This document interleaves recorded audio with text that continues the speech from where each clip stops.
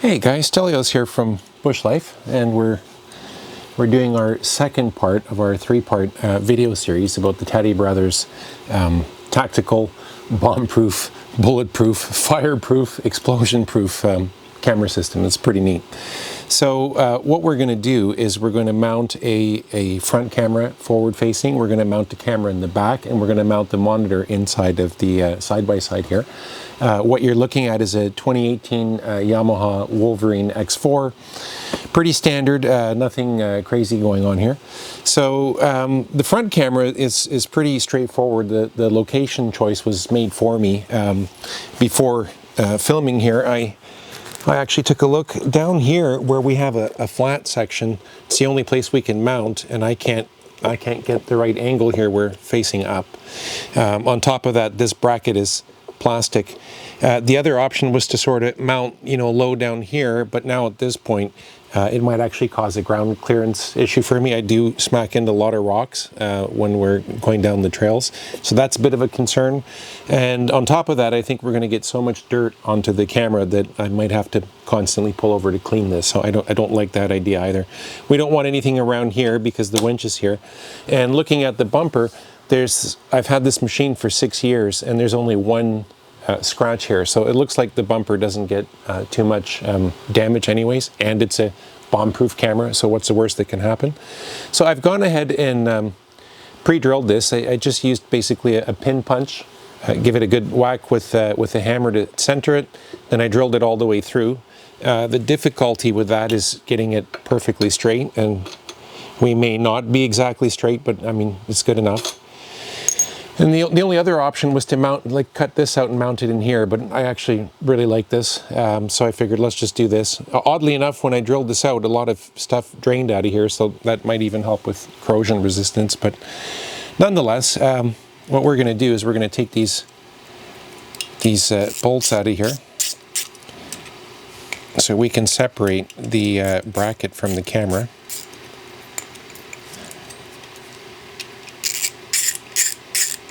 Should be pretty easy.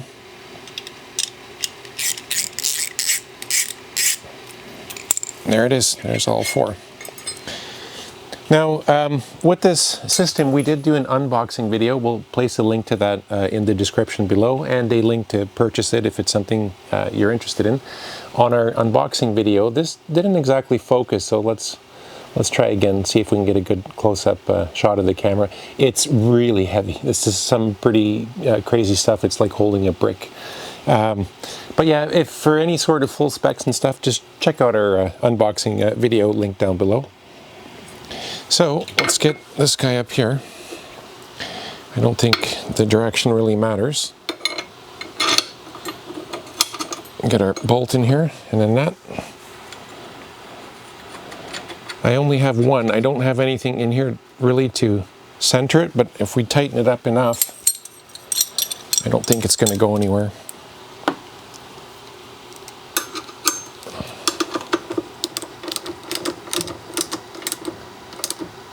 All right, we'll just snug it because it's starting to pull this in, which is what I was thinking might happen.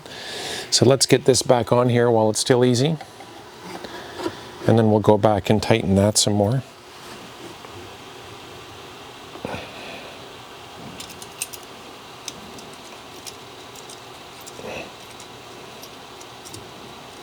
Come on. All right, where are you?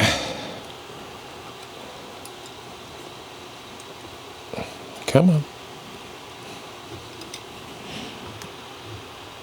Come on, get in there. There we go. Okay, we got one. Once we get all four in, we'll just snug it so that we can adjust the camera after. All we want to do now is get these in here so we can go back and tighten up the bracket itself.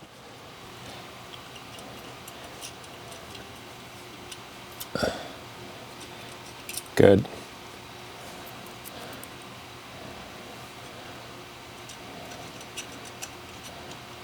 Very good. Okay. And the other thing I like is for the cabling, we can actually tuck it straight back here. Right through the hole. That should make that nice and clean, and it'll keep the wires protected.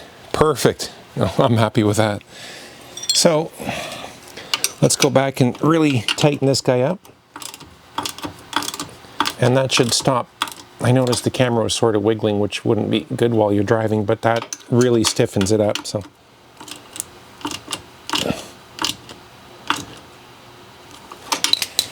yeah, that puts more than enough torque on it to hold it.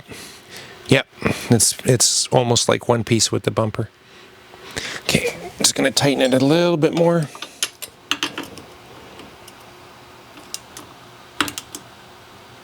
That should hold it really good. Perfect. And we're gonna go in here and just snug this up a little.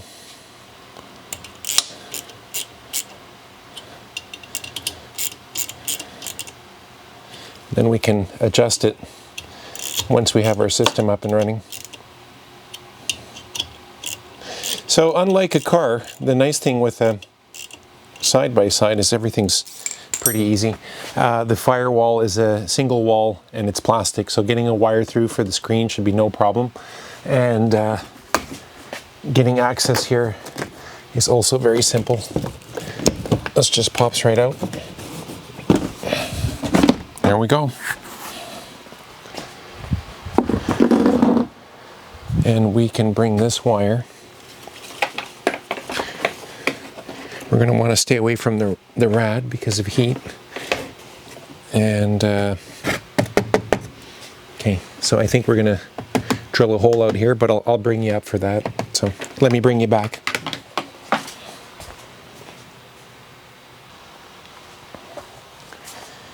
Okay, I'm back, and what to you is going to feel like a split second was actually a long time for me. Ran into some issues. So normally I would drill this with a normal drill bit, but unfortunately my drill died. So I just have this bit driver which has this silly, it's got the hex end on it. So I'm going to use a wood bit. I know you're not supposed to, but that's all I have right now. And it's only plastic. So, and we need a bit just basically slightly bigger than the connector so we can pass it through here. All I want to do, because the hood sits into here, I got to come up from this hole into here. And I want to stay away from the rad, and right up here is a shock tower. I want to stay away from there as well. So I'm just going to put a hole in this little corner here. It should, yep, should go easily. Good, piece of cake. Okay. So now we're going to take our wire, and we're going to bring it up through here. And now we are officially in the engine bay. Well, not engine, the engine's kind of mid-mounted, but we're up here where we're supposed to be. So, and I did go ahead and I grabbed this. So this comes with the screen. So to the actual screen, this is all that goes to the screen unit. It has a connector on the end, and that will plug in. And this has to come up here so that we can wire it for our ground, our hot. I'm guessing one of these are going to be for lights and whatever, so we'll go through that soon. But all the cameras, and this can actually connect to 4 of them, they all mount up here as well. So there's all the camera connectors. So we're only going to use 2. We're going to use front and back, but nonetheless, we've got front where we need it to be. This guy's going to sit here somewhere because all our electricals are here, and we just have to get this through the firewall. Now, I did say that it's a single wall plastic firewall, and I'm wrong. It's a double. So that means there's plastic here, and there's plastic on the other side, and there's about a gap that big in between the two. And that also means there's a bunch of components in there. So now, this job went from super easy to quite a bit harder. Now, it's not the end of the world, because on this machine here, the dealer installed the winch, but these are the actual winch cables. And it goes to the dash where there's switches. And actually, I'm going to grab it if I can find it. Right here. On that dash, when you mount a switch that goes in there, you can pull out this little rubber piece that plugs up the hole. You can pull it out there. So I'm going to run the wire through one of these holes, and we'll mount the unit there, which you'll see soon. But I've got to get this through 2 sections of firewall. So we already have a hole here. So I'm just going to fish this in here, get it to drop down where I can hopefully see it and reach it. And I did sort of pre-scout things in the wheel well here on the passenger side. I should get a good view of this. Now I'm going to take you off the camera here, or off the tripod, and I just want to show you something really cool. So there is the dash, and we're going to try to bring that wire through here. Now, how you find where this thing goes is, well, here's a little bit of a trick. I'm going to put that light on, and I'm going to come in here and I'm going to shut off the garage lights, and then we're going to go and look down here. And sure enough, I don't know if the camera's going to pick that up, but looking through the wheel well here, you can actually see the light. So I know roughly where it comes through. I'm going to have to do some serious reaching. I think hopefully my arm's long enough that I can grab that wire that I dropped down and push it from underneath, push it through that hole there. So I'm going to stop here and I'll be back. Okay, I'm back again. A little bit dirty, but I'm back. So I managed to reach in and just push that connector from behind through the hole. So we're through the firewall. That required about, I don't know, 20 minutes of thinking and 2 minutes of work. So that actually wasn't too bad. So now we're just going to get this ready. Oh, that's fine. That looks great. We're going to get this ready. I took the liberty of taking one of the bolts out of the battery terminal post, and man, it's huge. I don't know why, so I have to use this ridiculously large ring terminal connector for it, but I don't know, it's kind of crazy. So I looked at the instructions, and it basically calls for the red wire, it calls for the yellow wire to go to plus, and then it calls for the black to go to ground.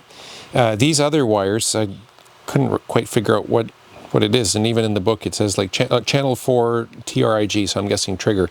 So anyways, these 4 wires, I don't think they're actually used, so no big deal. We'll take the ground here. Unfortunately, the ring connector is way oversized for this, but that's all I have. I can always swap it out later.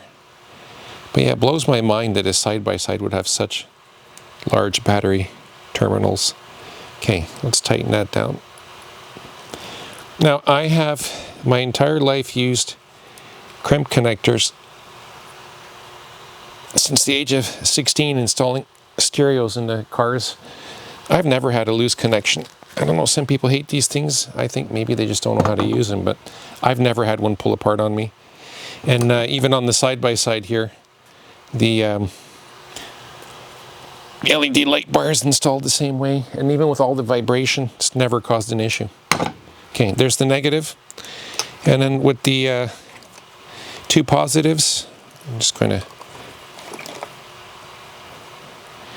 join them together. I might make it a little bit longer here, because then I can wrap the 2 and get them into one connector. And since the connector's so big, I kind of like that idea. So let's get the other one.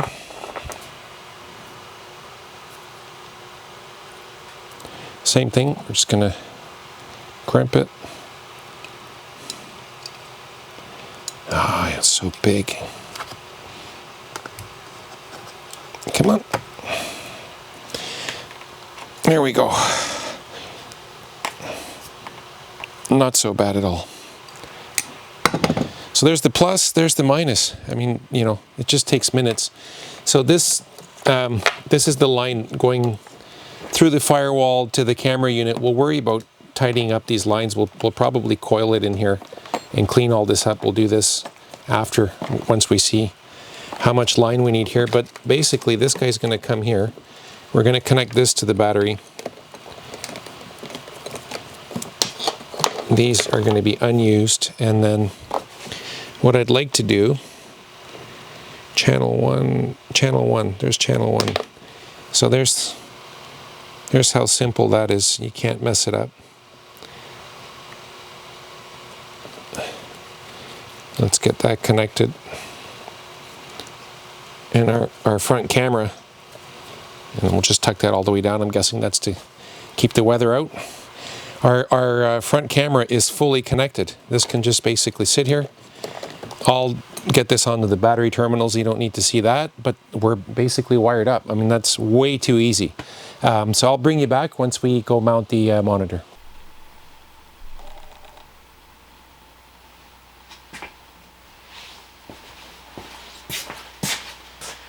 Okay guys, I made a mistake. The video is done. I did the whole installation thing, so we're going to patch this in after the fact. During the video, I took the red wire and the yellow wire and I put them together and I connected it to the battery. I did not see anything to the contrary written in the instructions. So the red wire has the fuse on it. That's what carries the power to the unit. So that can stay on the battery. The problem is where I work here, where I'm working on this, it's in my garage. I got a wood stove. I come out here to feed the wood stove in the winter, and I came out at night and it was pretty dark in here, and I noticed that the cameras, the infrared was on. So it was, the cameras didn't shut off, and it would have drained down the battery.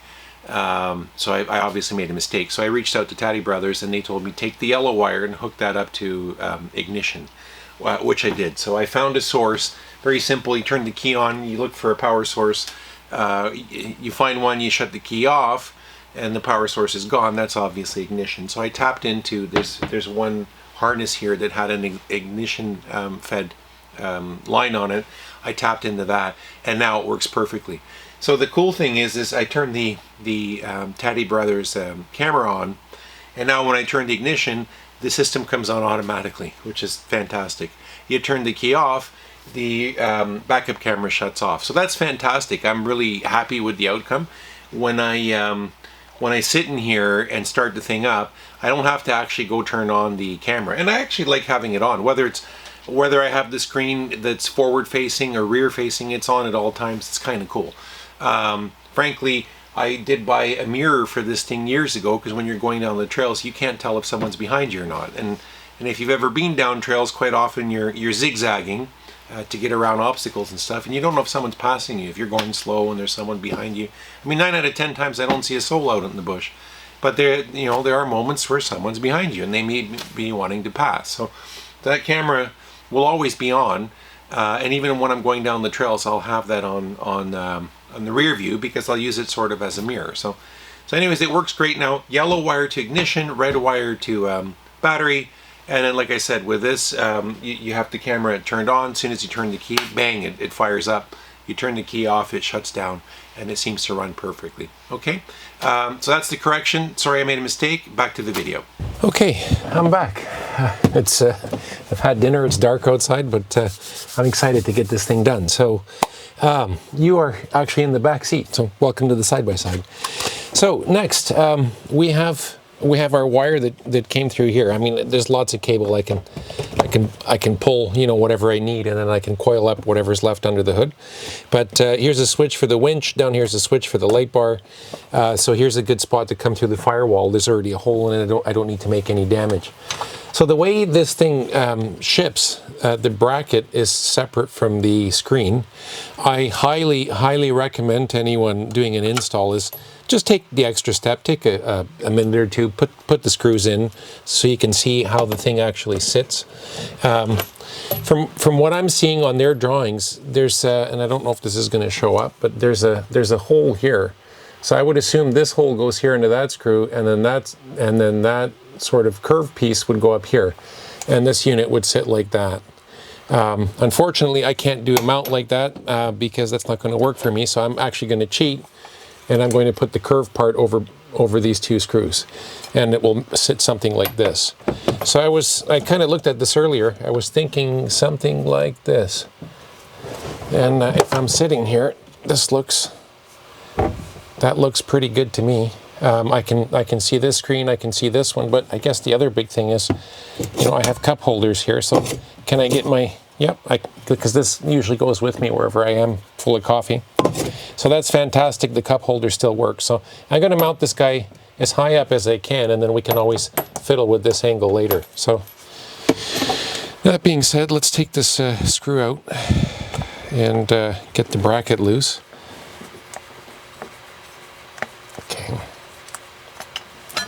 Okay, there's the screen. So that bracket can come here. You know, I better measure this. I like to be pretty precise. Give me one sec. Let's get this smack dab in the middle. What do we have here? 11 inches, so that would be 5.5, which is right here.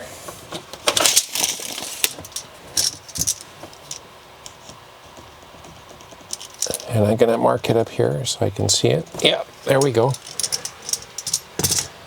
And where are my screws? So I prepared some black screws that'll be less visible. We'll get that roughly. Yeah, that looks good. Okay. So here we go.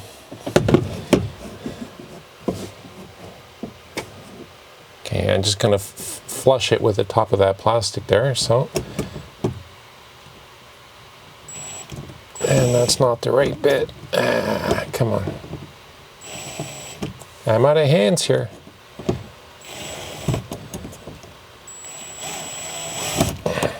Ah, come on.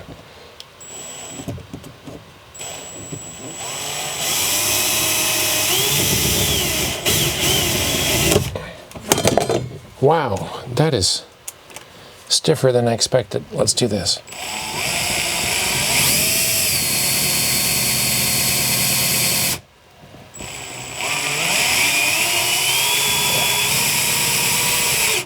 Good, gotcha.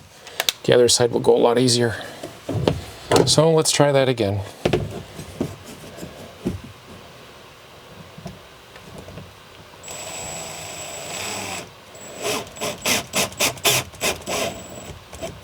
Okay, we don't want to over tighten it. I'll do the final torque by hand. So we'll get another screw in here. Really get it flush and shut this off.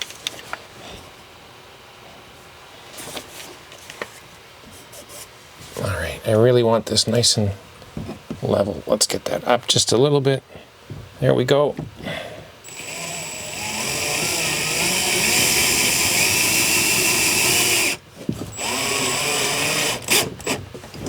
Good, so there's two. And for good measure, I'm going to put two in the bottom as well, because this still wiggles a bit.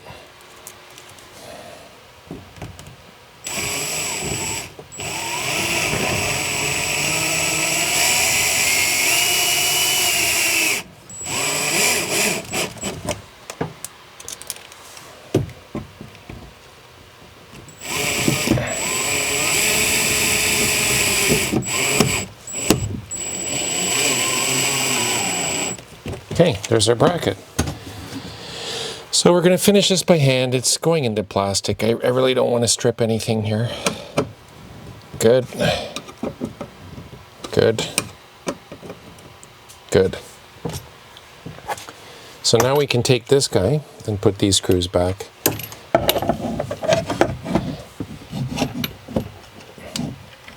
And that should be all there is to it. It's not super hard mounting the screen. I think the worst part of the job is getting past the firewall. Okay, let's get the other one.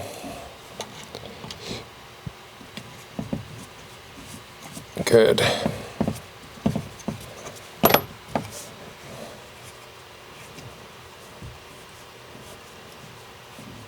All right, perfect. Now, the one thing here, which I don't know how that's going to work once the second screws are in, but underneath here is the little, oh no, it's a small screwdriver. Hold on. Okay, this is a small one.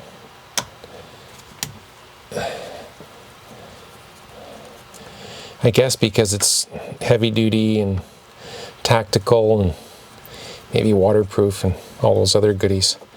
We don't have a quick access panel for the SD card. It goes underneath. Yeah, and that's got a rubber gasket on it to keep the water out. So yeah, she does record it. It just may not be the easiest to access the chip, but that's okay. It's not the end of the world. Okay. So they sent this chip with it. So there's looks like a micro. Yeah, that's the small one. And I'm guessing you're going to go that way. Yes, good.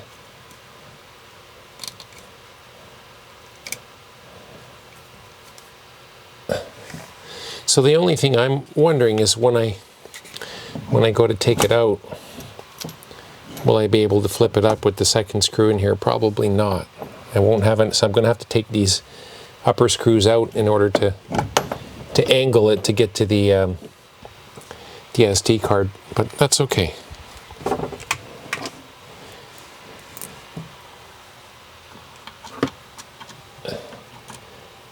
I don't have to grab the footage off here after every single trip. I might be able to do it once a month or whatever.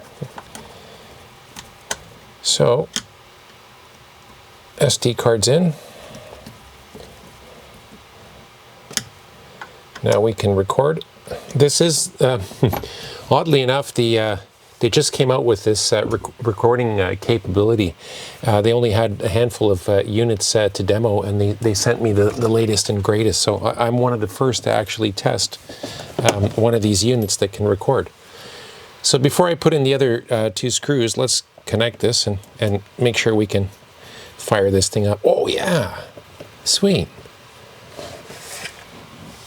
Oh, awesome. And there's the front camera right there. In post-production, we actually had a problem. We recorded this section and it didn't show up on the camera screen. So I'm going to try this re-record this little piece on the GoPro. So hopefully the audio is good. What I did explain in that little piece, I only put 2 screws in here. I kind of hand tighten it. This gives me some sort of, more adjustment on the screen angle. There are 2 extra screws that can come in here to lock it in, but for now I figured this will hold tight enough even for me to go down the trails. The reason I put 2 is you can flip this around and put the SD card back here for recording your footage. So anyways, I've wired this thing that it's hooked up straight to ignition. So when we turn the ignition on, this will fire up. I'm just going to see if I can angle this forward a little better. So hopefully you can see that okay. And so now in the side-by-side, as soon as I turn the ignition on, the camera comes on automatically. On the original recording I did when I first hit one of these buttons, I have to admit I was quite impressed. They're very solid. Like you can it's got a good tactile feel. You can hear a really good click. You can tell it's very, very well built button on here. So anyways, you've got, just in case you can't see it, there's a power button, there's a left button, a right button, M for menu, OK, back, and AV.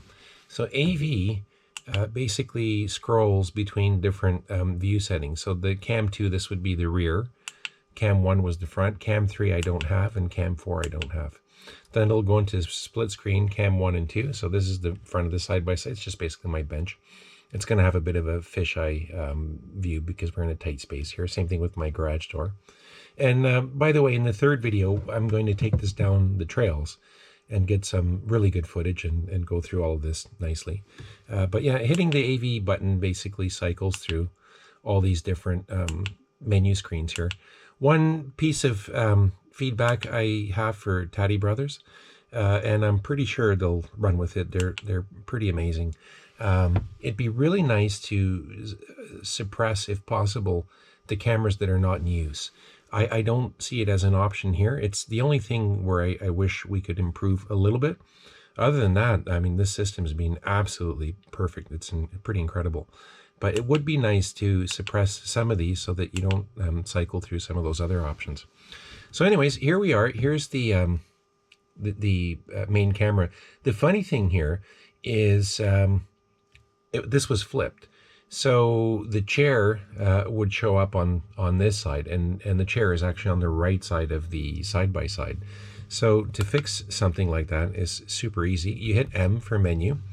Once you're in the menu, you hit OK to cycle down through the menu options, and you come down here to video rotate, and then you hit the right arrow. You get a right arrow here, and you get a right arrow here. That's the easy way to help you remember. And cam 1, I have left up. This actually flipped the image because this was here. I actually want it here because that's correct. So when I'm driving forward, if I'm approaching an obstacle or something, it'd be really nice to have this correctly positioned, and it is possible with this system. So that's good news. The rear camera was fine. I didn't have to make any adjustments. Going back to the menu here, you've got picture settings for each camera, 1, 2, 3, 4, brightness, color, contrast, and reset to factory defaults. I didn't actually change these. They were fine right off the bat. There's the back button. Going down the menu here, playback video. So this unit does record. If you have the SD card in here, you can play back. To start a recording, by the way, you can just hit OK, and it will capture your footage, which is pretty awesome. Again, going down, rotate. This rotates not an individual camera. This does the entire screen. So if I hit the right arrow, now it's upside down. Yeah, sorry, it's going upside down. So depending on how you mount things, you've got the if this was flipped, I could correct that by rotating. And then going further down the menu, blue screen. I don't know what that does to me. Let's try it. Blue screen off. So let's get out of the menu. We'll hit the back button. We're going to hit AV. Okay, so instead of blue, it just leaves it black. Okay, no big deal. Let's go back to the first camera. There we go. Back to the menu. I actually kind of prefer the black. The side-by-side's black, so I'll leave it with the blue screen off. So again, I'm going to hit OK, and that's going to take me down the menu. Auto cycle, that will rotate between different cameras. Language English, that's fine. ACC delay, I'm not sure what that is. I'm assuming it's because it's got, if you actually go in here, it's got numbers. I'm wondering if that's basically time for the cameras to come on, or I'm really not sure. Something I'll ask TadiBrothers, but nonetheless, not worried about it. We'll go back out here, go down the menu, guideline. Let's take a look at this. Cam 1, it's currently off, so I'm going to hit the right arrow, turn it on, go back, and I don't see any changes. So let's try that again. Menu. We're going to hit OK to go down. Guideline. Right arrow. It is on. Okay. So I'm not sure what that does. Let's hit OK. Cam 2. Let's try to turn. Oops. Right arrow on guideline. We're going to hit OK to go down. Cam 2. Let's try to see if we can turn it on over here. Now we'll go back. That's cam 2. Okay, so that's odd. I'm not quite sure what that does, to be honest, but that's fine. Moving on. Timestamp, I'm assuming that's for your video recording. That's basically any sort of photography or video that would be on the recording. Right now it's saying no card. I don't have a card in here. Not a big deal. Menu. Scroll back down. Time setting, I haven't set it yet, but it just defaulted out to 2023. Not a big deal. We'll skip setting that up. That's a little boring. And video rotate, we've already covered. Auto record, I have at off. Auto record basically is you turn the key, the unit comes on, and it automatically starts the recording function. I didn't want that because, you know, quite often there'll be times I don't want the footage. But there are some trails that are so beautiful. I'm so happy to have this unit where I can capture what I was, you know, where I was driving and what we were doing without having to bring a separate camera and mounting things. You know, I love the fact that this thing records. I think that's pretty awesome. So let's go back to the menu. I think we've covered all of it here.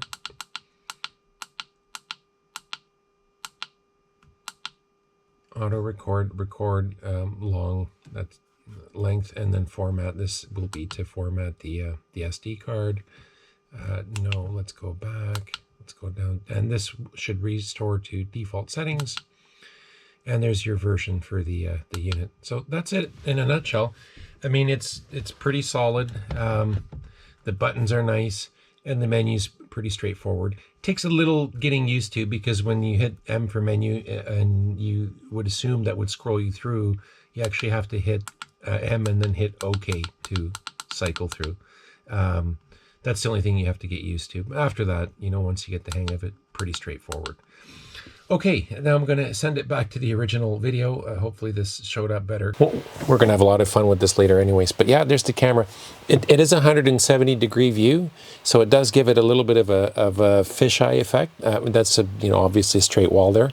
But that's okay. It gives you a really wide field of view, and the image quality is amazing. So let's get to working on the back camera. This is almost done. That's pretty awesome. Okay. Okay, so here we are doing the back camera. Now, while the front was super easy, there was only really one location to put it. Back here, it gets a lot trickier. So where do we mount? Down there we have a hitch. We have an exhaust we got to stay away from. Here we have the gate that's the tailgate basically that could be in our way. But there's a crossbar up there that would be ideal. TadiBrothers themselves suggested to do a high mount on the rear, thinking it would give us a good viewpoint. The one, and I'm gonna see if I can bring you down here and set you down here. The one spot I did think of, which could be interesting, is down here. So there is, oddly enough, a little bolt that sticks out here, and this bracket literally fits, if I can get this in, right in the frame rail. So you, if you see this, it's perfect. Like, I cannot turn this camera left or right at all. So that would be sort of an ideal, I hope you can see that, that's an ideal place to mount it. You wouldn't, I don't think you'd, you know, be catching much of the hitch here, but you know, with this angle, you can see the ground. So this might be one potential option for mounting. There is a lot of mud and stuff everywhere, and it does get kicked up a lot, like it's all along the frame rail inside here.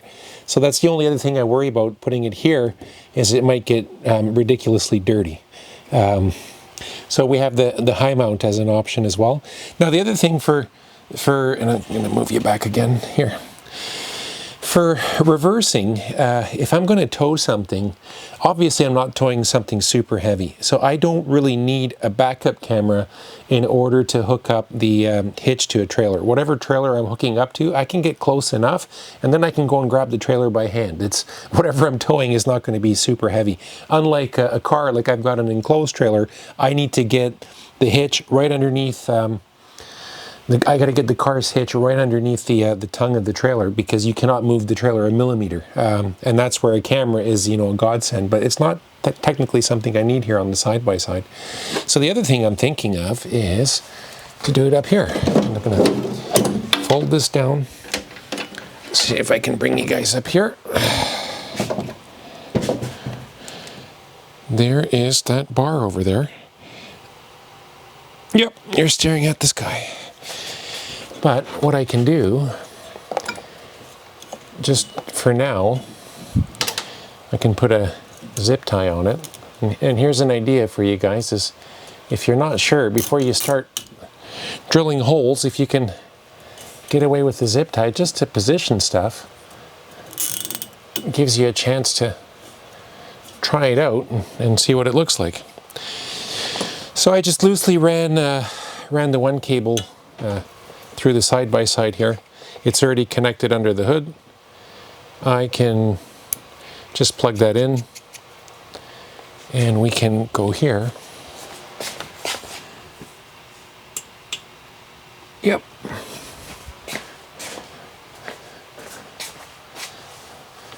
We can turn our camera on. And we can see here. So let's hit the arrow, see if we can cycle here. Nope. AV button, there it is. Oh, cool. Okay, so this AV cycles between different cameras. I'm going to check the settings and see if I can shut off camera 3 and 4 so I can cycle through this faster. There's the camera in the back. So, you know, let's see. Is that going to help me when I'm reversing? See if we can get that full screen. There it is.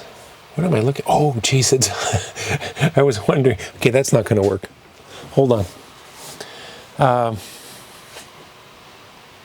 Again, that's why it's good to have zip ties. Let me see if I can bring you back here. So I mounted the camera upside down. Okay, guys, I'm back. So I'm not sure how much of that we're going to edit out, but moral of the story is before you start drilling holes everywhere, I tied this up with a zip tie and I ran a long cable through the car, nothing fancy, up under the hood, just so I can test it, so I can look at it on the screen to see where I want to position this camera. Whether I mount up here or I actually place it down below where I had showed you, doesn't seem to really matter in terms of perspective of view from the rear. So I figured let's put it up here. I'm going to agree with what TadiBrothers suggested. Do a high mount, you get a sort of a better view. But the big thing is, like I said, even here on the tailgate, it gets full of mud. So I can almost guarantee if the camera was a low mount, it would constantly just get dirty. So just like in the front, same thing. I punched it so that the drill can go through no problem without sliding everywhere. And oddly enough, there was a hole up here, which I didn't realize, but I managed to hit it, so I came through, and I actually even found a black bolt. So how cool is that? It matches nicely.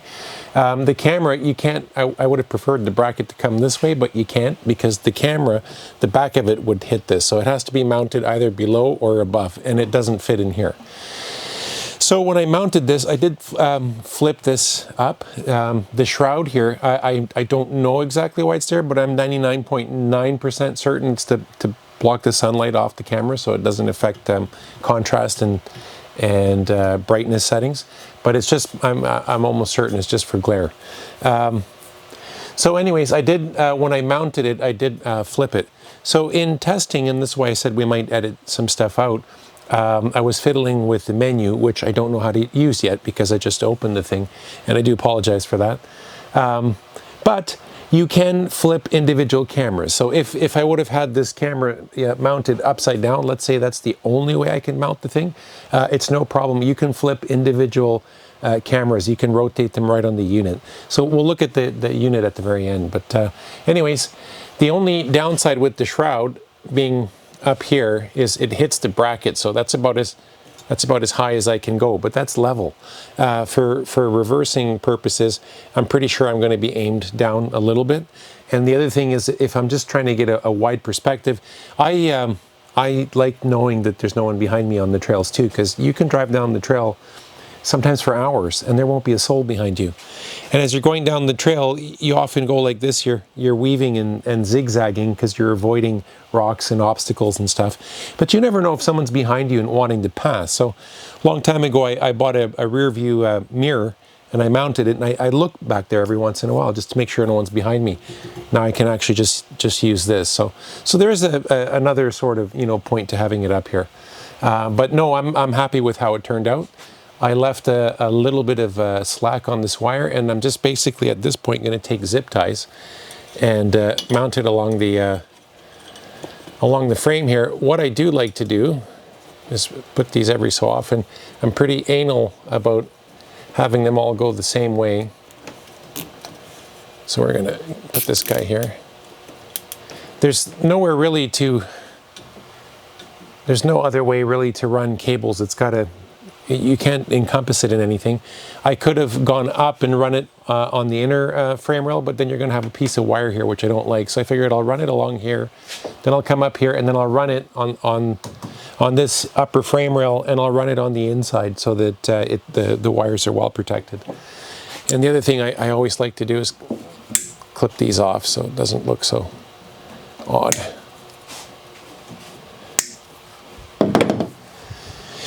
Now,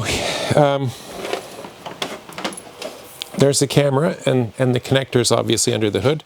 So we have a bit of a run to do. TadiBrothers sent some various cables. You cannot mess that up because one's male, one's female. So over here we have female, so this can only go this way. And actually what I'm going to do is I'm going to pull it in from here, and I'm going to see if I can get,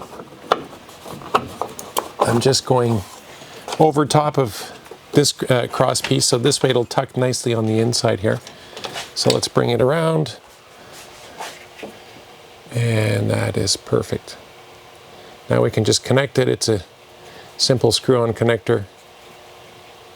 Again, we have this here for shielding. Slide that down. Perfect, and that should help keep the water out. So that's done. I'm going to tuck that in there so it's like, let's pull all of this back a little bit. There we go, that's nice and neat.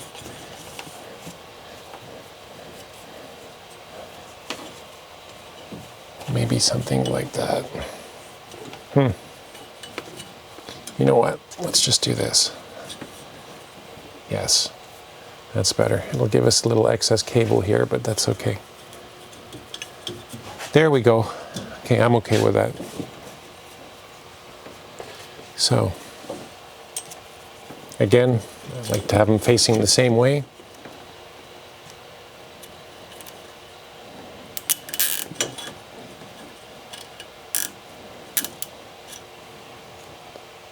And this guy can come in here.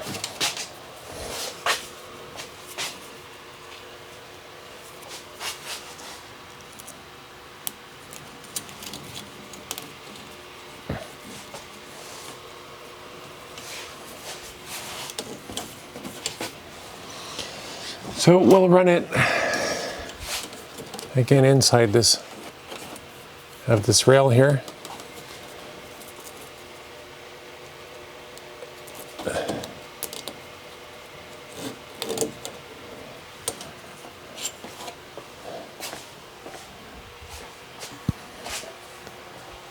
I'll clean that up a little bit so it's not as visible. I'll run it along the side of the side-by-side, and I'll bring you back when I'm at the front. Okay, so I managed to get the wire on the inside here all the way down, and it's pretty tight here. The connector didn't actually fit through. It didn't fit through here, but what I did is I just pried on it really gently, and I managed to sneak this through. I really don't want to go through the firewall again, and on top of that, if I did, I think it would make a bigger mess with the cables. So oddly enough, I can look, this is so cool.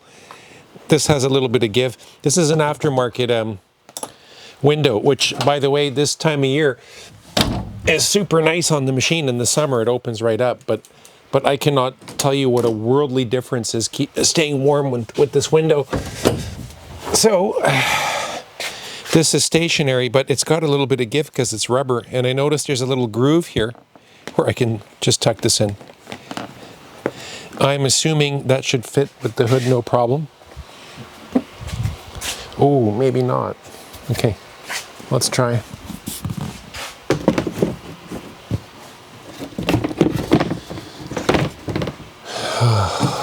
Nope. What I might be able to do, what I think I can get away with, is coming in through here.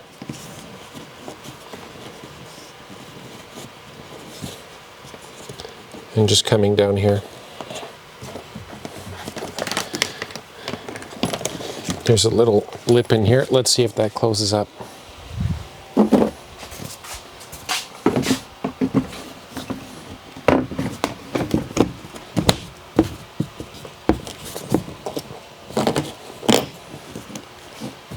Yes, it does. That's fine. Oh, good. Good. See, it doesn't take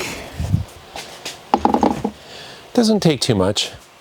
So we just followed this little channel here. There's a groove here where that hood sits on. So we just come down here, and that closes up really nice. So no problem.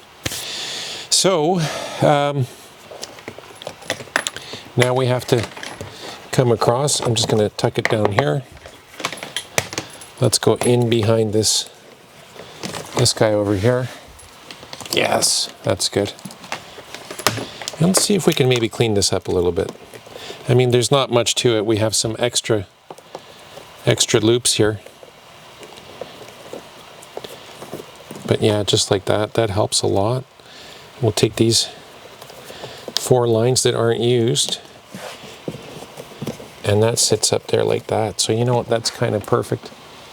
Get a couple zip ties on it, if these are big enough.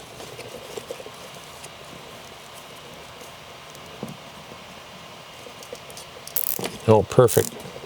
Good. That's a lot better. We'll get this guy in behind here so it doesn't get in the way of the air filter. We'll loop this guy in here. Tuck it in here, and there we go.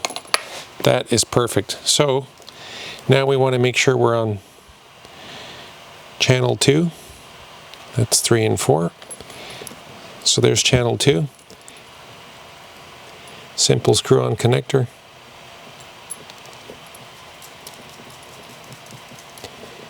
And that's done. That's a wrap.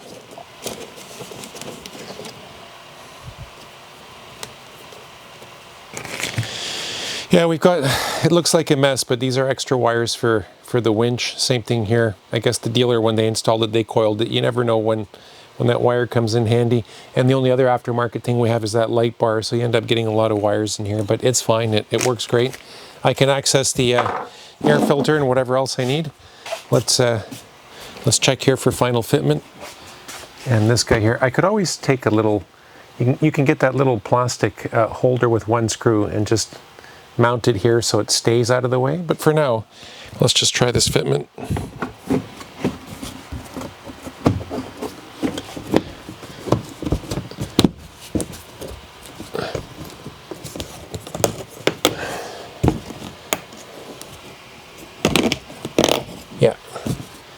Yeah, that's fine. Perfect. So that is done. That's a wrap. I'm kind of tired. It's not a big deal. This whole thing maybe took a few hours. Again, on a side-by-side, it's fairly easy. I've done a lot of mechanical work and stuff, so I am kind of handy, and I have the bolts and things like that. It's something that can always be subbed out to a mechanic or whatnot. But here, I'll show you the final install. So there's the bottom camera.